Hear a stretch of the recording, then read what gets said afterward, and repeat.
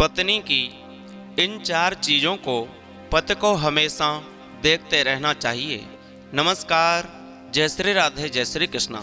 दोस्तों, आज की कहानी, आज की ये वीडियो बड़ी ही महत्वपूर्ण होने वाली है। तो दोस्तों, आज की वीडियो में हम जानेंगे कि आदमी को स्त्री की किन चीज़ों को हमेशा देखते रहना चाहिए, जिससे उसे कभी पछताना नहीं पड़े, कभी दुखी नहीं होना पड़े।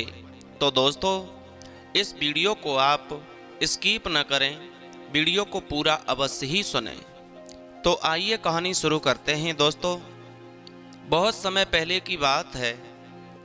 किसी नगर में विक्रांत नाम का एक धनी साहूकार रहता था। सुलोचना नाम की उसकी एक बेटी थी, जो देखने में इंद्र की अप्सराओं की तरह लगती थी। रूप और यौवन से इतनी संपन्न थी, इंद्र भी लालायित होने लगे। एक दिन की बात है, सुलोचना अपनी सहेलियों के साथ देव दर्शन को घर से निकली। चलते चलते जब वह देवी के मठ के निकट पहुंचती है, उसे वहां एक वैश्य कुमार ने देखा। वह लड़का उसकी मोहिनी मूरत पर मोहित हो गया। वो उसे काफी देर तक निहारता रहा। सोचने लगा, ऐसी सुंदर कन्या यदि मुझे मिल जाए तो मेरा जीवन धन्य हो जाएगा। कामदेव के बाणों ने उस पर ऐसा प्रहार किया कि वो उसे प्रेम में बुरी तरह घायल हो गया। सुलोचना देवी के दर्शन करके अपने घर को लौट आई। उधर वो वैश्य कुमार उसकी यादों में करवटें बदलता रहा। बार बार उसकी आंखों के सामने सुलोचना की अलौकिक छवि आ जाती थी। दोस्तों, जैसे तैसे करके उसने रात बिताई। सवेरा होते ही वह साहूकार के बगीचे में जाकर बैठ गया और सोचने लगा, आज जब वह आएगी तो मैं उससे अपने मन की बात कह दूंगा। दोस्तों, संयोग से उस दिन सुलोचना अपने बाग में टहलने के लिए गई। उसकी सहेलियां पीछे रह गईं। मौका पाकर वह वैश्य कुमार सुलोचना के पास पहुंचा और बोला, हे चंद्रबदनी, जब से मैंने तुम्हें देखा है, मेरी रातों की नींद, सारा सुख चैन नष्ट हो गया है। मैं तुम्हारे बिना इस संसार में जीना नहीं चाहता। अगर आप चाहती हैं तो मेरे प्रेम को स्वीकार कर लो और एक बार मेरे गले से लिपट जाओ। दोस्तों, उस वैश्य कुमार की बात सुनकर सुलोचना कहने लगी, हे युवक, मेरे पिता ने मेरा विवाह कहीं और पक्का कर दिया। थोड़े ही दिनों में मैं उसकी पत्नी बनने वाली हूँ, इसलिए आप मेरे आस छोड़ दीजिए। आप चले जाइए। यदि मेरे पिता ने जान लिया तो मुझे यहाँ के राजा से कहकर फांसी पर चढ़वा देंगे। दोस्तों, कहते हैं कि जिस तरह कौआ को रात में दिखाई नहीं देता और उल्लू को दिन में दिखाई नहीं देता है, उसी तरह कामी पुरुष को न दिन में और न रात में दिखाई देता है। कौआ अंधो रात को दिन में उल्लू होए, कामी अंधो रात दिन जाकी बुद्धि गई कां खोए। ये बात सत्य है। वह लड़का उसे किसी भी हाल में पाना चाहता था।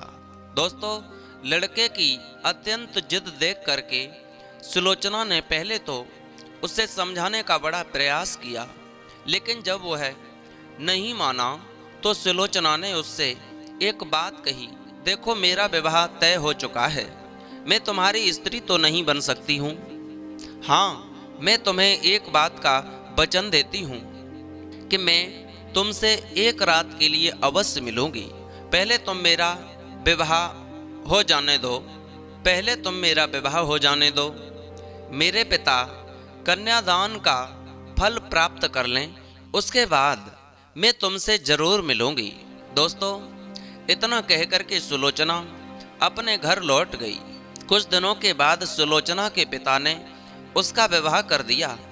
वह वैश्य कुमार उस दिन का इंतजार करने लगा कि वह कौन सा दिन होगा जब सुलोचना उसके साथ एक रात बिताएगी। इधर जब कई दिन बीत गए पर सुलोचना अपनी ससुराल से लौट कर नहीं आई तो वैश्य कुमार सोचने लगा कि कहीं ऐसा तो नहीं कि वह मुझसे उस दिन का झूठा वादा करके चली गई हो। यही सोच करके वह कामी युवक सुलोचना की ससुराल का पता लगाता हुआ उसके गांव में पहुंच गया। दोस्तों, एक भिक्षु का रूप बनाया और भिक्षा मांगते हुए सुलोचना के द्वार पर भी जा लगा। उधर सुलोचना जब भिक्षा लेकर आई तो वो उसे देखते ही पहचान गया और बोला, प्रिय, क्या तुमने हमसे झूठा वादा किया था कि मैं एक दिन तुमसे जरूर मिलूंगी? तुम्हें पता है मैंने इतने दिन कैसे गुजारे हैं? एक दिन एक वर्ष के समान व्यतीत हुआ है। भिक्षुक की बात सुनकर सुलोचना कहने लगी, देखो, मैं अब तक तुमसे नहीं मिल सकी, यह मेरी मजबूरी है, लेकिन जब तुम यहाँ तक आ ही गए हो तो परेशान मत हो, आज रात मैं तुमसे मिलने जरूर जाऊंगी। तुम नगर से बाहर तालाब के किनारे बगीचे में मेरा इंतजार करना। दोस्तों, इतनी बात सुनकर के उस वैश्य कुमार की खुशी का ठिकाना नहीं रहा। वो ये सोचने लगा कि किसी भी तरह सूर्य दिन में ही अस्त हो जाए। जैसे तैसे करके उसने दिन व्यतीत किया। जब रात हो गई तो वो उसी बगीचे में चुप करके बैठ गया और सुलोचना के आने का इंतजार करने लगा।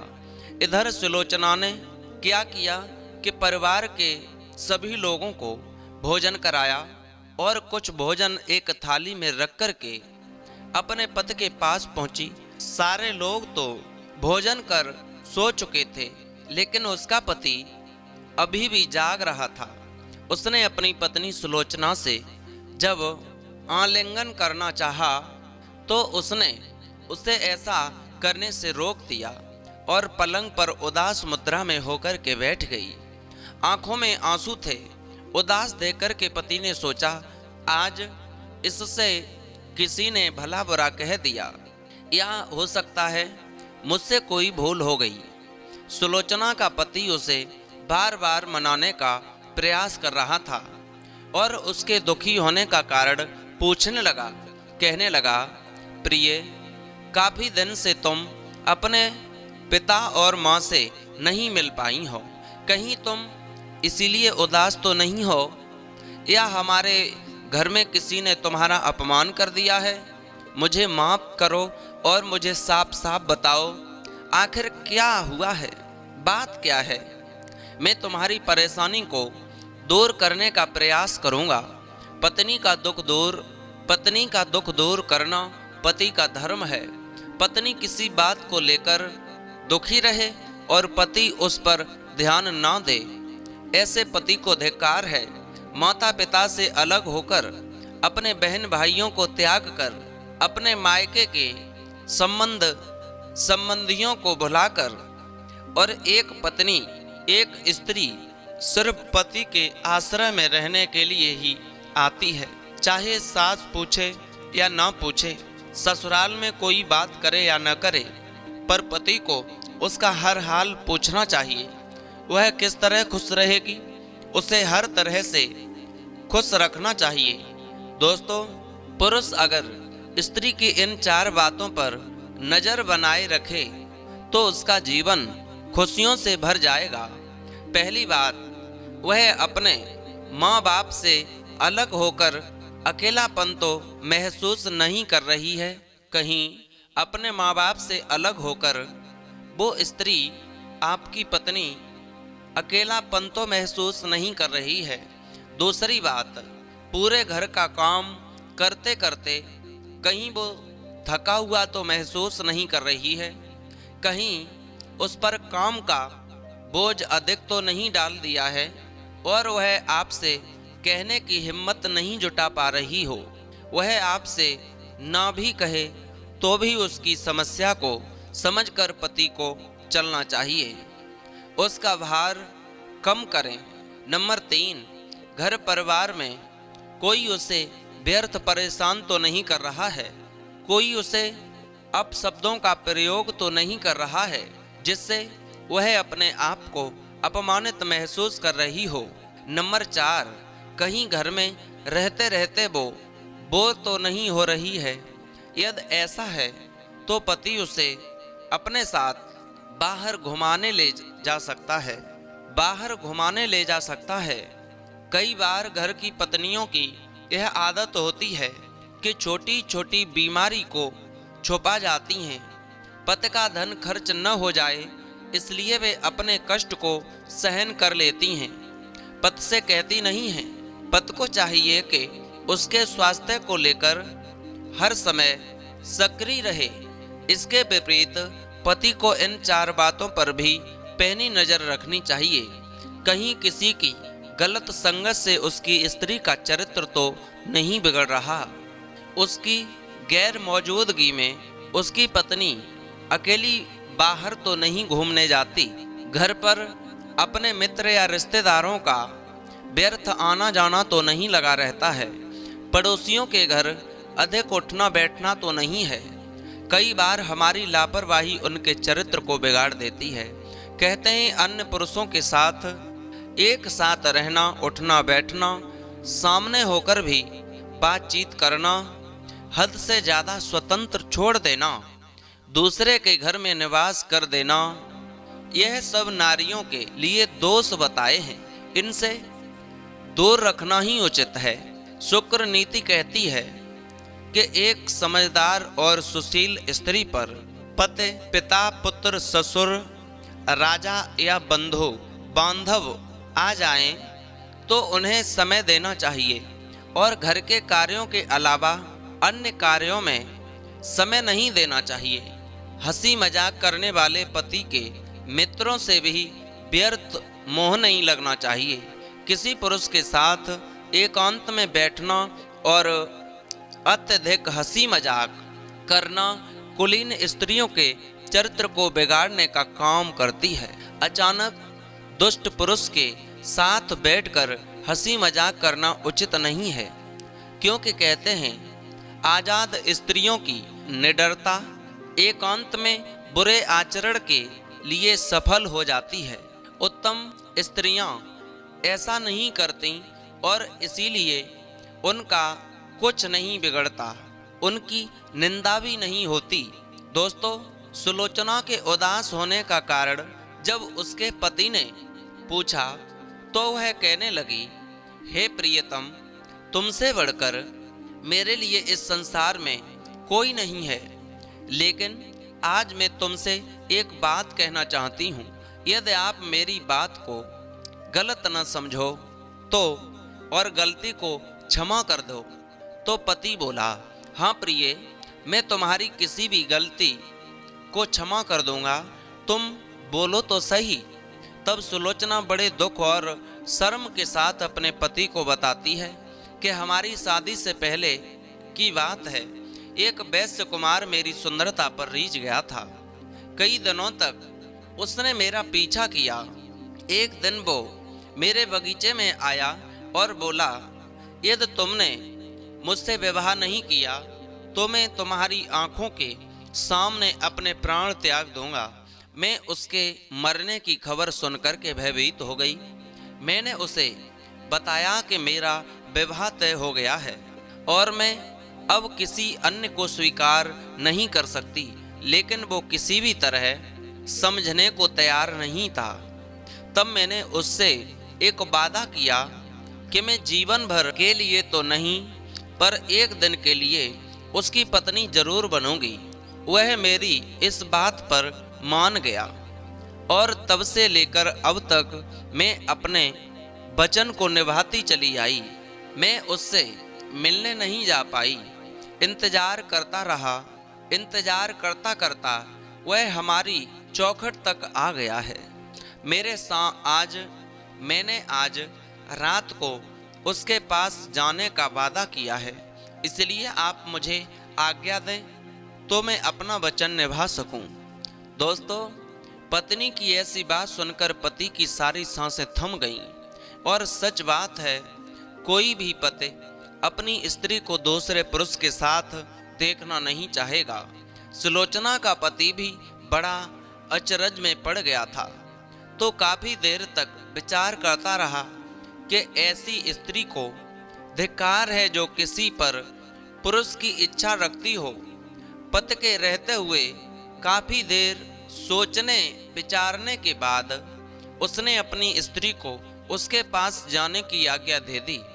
पति की अनुमति मिलते ही सुलोचना भोजन का थाल लेकर वैश्य कुमार से मिलने के लिए चल दी। घोर अंधेरा रात्रि में वह बाग की ओर चली जा रही थी। तभी रास्ते में एक चोर चोरी करने के लिए जा रहा था। सुलोचना को देख करके चोर ने उसका रास्ता रोक लिया।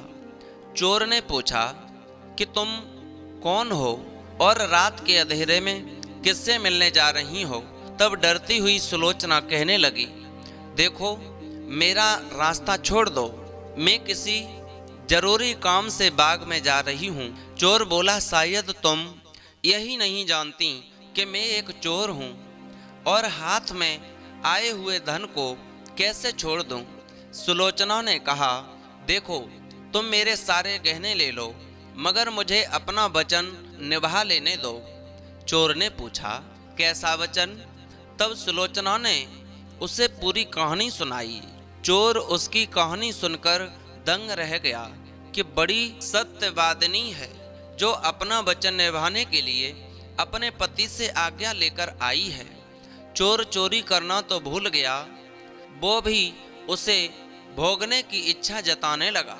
सुलोचना ने कहा, ठीक है, पहले मैं उससे मिल जाऊं, लौट करके मैं तुम्हारे पास जरूर आऊंगी। चोर ने सोचा, इतने वचन की पक्की है तो लौटकर जरूर आएगी।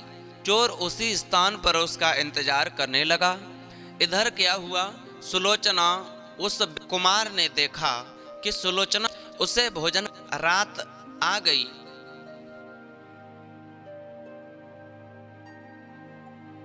अपने वचन को निभाने के लिए मेरे पास आई है, तो वो उसकी ईमानदारी से बड़ा प्रसन्न था। उसकी सोच बदल चुकी थी। उसने कहा, हे सुलोचना, वैसे तो मैं तुम्हें जान से ज्यादा चाहता हूँ, पर तुम एक दूसरे पुरुष की पत्नी बन चुकी हो। उसने तुम पर विश्वास करके मुझसे मिलने भेज दिया। मैं उसके त्याग से समझ सकता हूँ कि वो तुम्हें कितना चाहता है। जो तुम्हारी खुशी के लिए वो राजी हो गया। एक पति के लिए सबसे बुरा दिन होता है जब उसकी स्त्री किसी पर पुरुष से मिलने जाए। मैं उसके विश्वास और प्रेम की और तुम्हारे वचन की बलि नहीं चढ़ा सकता। जाओ, तुम अपने पति के पास लौट जाओ। दोस्तों, इतना कहकर वैश्य कुमार ने सुलोचना को लौटा दिया। लौटकर सुलोचना उस चोर के पास आई। चोर ने उस पूछा, कहो जिससे तुम मिलने गई थी उससे मिल आई? तब सुलोचना ने बताया कि मैं उससे मिलने तो गई, पर उसने मेरी सत्यता देखकर मुझे छुआ तक नहीं। वैश्य कुमार ने कहा, जितनी बातें कही थीं उसने सब चोर को बता दी। सुलोचना के मुख से वैश्य कुमार की बातें सुनकर चोर का भी मनोबल बदल गया। उसने कहा, यदि ऐसी बात है तो जाओ, मैं भी तुम्हें हाथ नहीं लगाऊंगा और तुमसे तुम्हारे गहने भी नहीं लूंगा। दोस्तों, चोर उसे कुछ दूर तक छोड़ने आया। सुलोचना अपने पवित्र सील के साथ पति के पास लौट आई। पति ने पूछा तो उसने सारी कहानी सुना दी। पति ने देखा कि सुलोचना जैसी गई ठीक वैसी ही लौट कर आई है। उसके हाव भाव, शरीर की रूपरेखा और वस्तुओं को देखकर पता चलता है वह शुद्ध और पवित्र है। तो उसके पति ने उसे अखंडित सती मानकर उसका सम्मान किया। मेरे दोस्तों, अब सवाल यह है कि इस कहानी में कि सबसे बड़ा त्याग किसका रहा, उसके पति का या उस वैश्य कुमार का या फिर उस चोर का? पति का त्याग तो यह था कि उसने अपनी पत्नी की बात मानकर उसे दूसरे पुरुष के पास भेजा। और वैश्य कुमार का त्याग यह था कि जिसने कितने दिनों से वह सुलोचना से प्रेम कर रहा था और मिलने के लिए छटपटा रहा था, उसके लिए उससे साधु का भेष बनाया, घर द्वार छोड़ करके उसकी दूसरी नगरी में आया, फिर भी उसे जाने दिया। और चोर का त्याग यह था कि जिसका काम है चोरी करना, उसने स्त्री को तो छोड़ा ही, उसके सारे गहनों को भी छोड़ दिया, गहनों को भी नहीं लौटा। तो दोस्तों कमेंट करके हमें ज़रूर बताएं कि इसमें सबसे बड़ा त्याग किसका रहा, चोर का या उस पति का या उस पत्नी सुलोचना का। दोस्तों उम्मीद है आपको ये वीडियो ज़रूर पसंद आई होगी।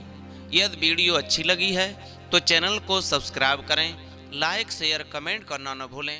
फिर मिलते हैं।